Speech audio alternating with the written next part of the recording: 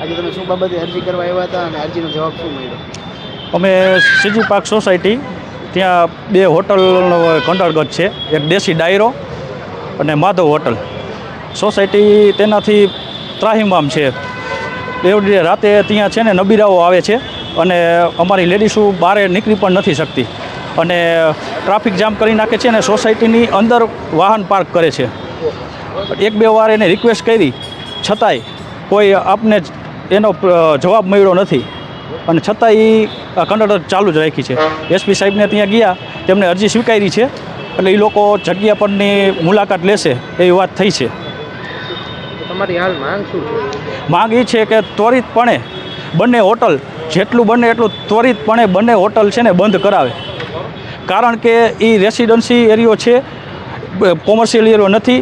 તોય છતાંય રેસિડન્સી પ્લોટમાં કોમર્શિયલ બાંધકામ કરીને આ લોકોએ હોટલ ઊભી બંને કરેલ છે.